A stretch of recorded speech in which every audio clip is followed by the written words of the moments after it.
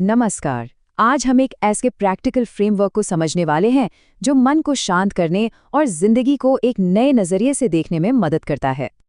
हम में से कई लोगों के साथ ऐसा होता है ना कि सब कुछ पता है, इंटेलेक्चुअली सब समझ आता है, पर असल जिंदगी में रोजमर्रा की आदतों में कोई ठोस बदलाव नहीं आ पाता। एक अजीब सा फासला है जानने और होने के बीच। तो हमारी मूल समस्या यहीं से शुरू होती है, एक ऐसी हालत में जीना जहां सब कुछ ऑटो पायलट पर चल रहा हो। स्रोत सामग्री में इसे बड़ा दिलचस्प नाम दिया गया है, 2 पैरों वाला प्राणी। मतलब जो बस अपनी आदतों और भावनाओं के हिसाब से चल रहा हो, बिना किसी असली इरादे के।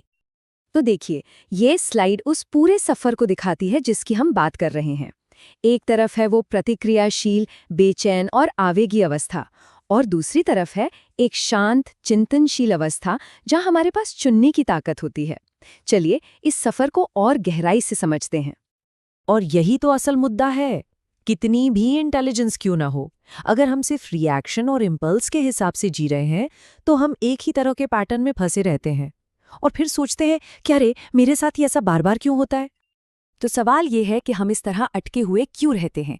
इसका जवाब 2 बहुत ही जरूरी चीजों में छिपा है जो शायद हमारी नजर से चूक जाती हैं। ये तुलना साफ दिखाती है कि कमी कहाँ है। एक तरफ है बाहरी सत्संग, मतलब किताबें पढ़ना, अच्छी बातें सुनना, और दूसरी तरफ है आंतरिक सत्संग, यानी सुनी हुई बातों पर चिंतन करना, अभ्यास करना, खुद को जांचना। ज्यादातर लोग बस पहली सीढ़ी पर ही रह जाते हैं। और जब अंदर का काम, वो आंतरिक सत्संग नहीं होता, तो यही शिकायत मन में उठती है कि अरे समझ तो सब आता है पर बदलता कुछ नहीं। और दूसरी वजह भी बहुत गहरी है।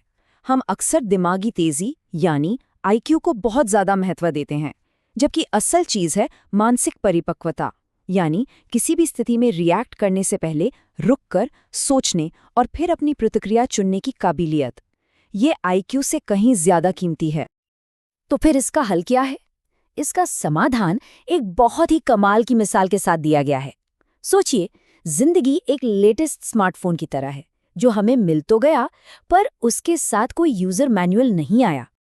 यहाँ मंगलाचरण मंत्र को सिर्फ एक प्रार्थना की तरह नहीं देखा गया है। ये एक डायग्नोस्टिक टूल है, मतलब एक ऐसा औजार जो मन के अंदर छिपी हुई रुकावटों को, उस प्रतिरोध को सतह पर ले आता है। देखिए, ये हैं वो 4 सीधी सरल पंक्तियां। सुनने में बहुत आसान लगती हैं, है ना?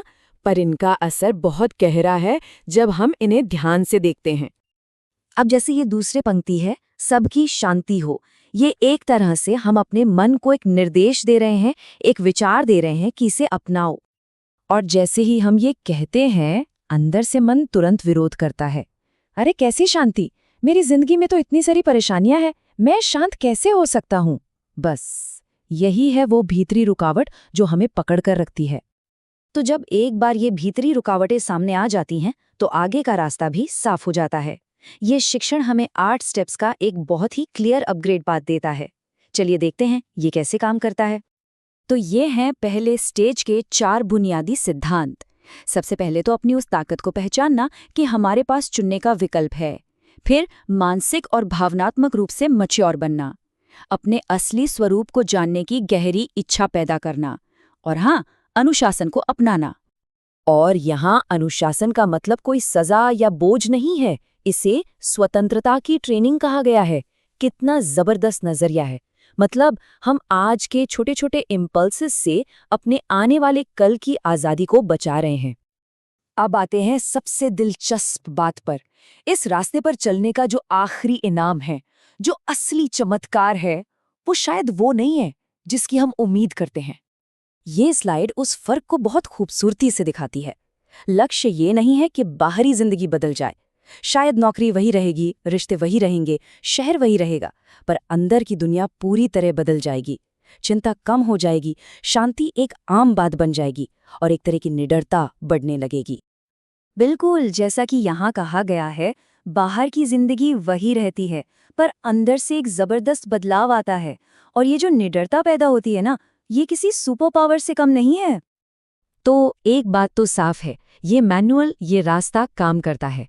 अब असली सवाल सिर्फ एक ही बचता है, क्या हम इसे इस्तेमाल करने के लिए तैयार हैं?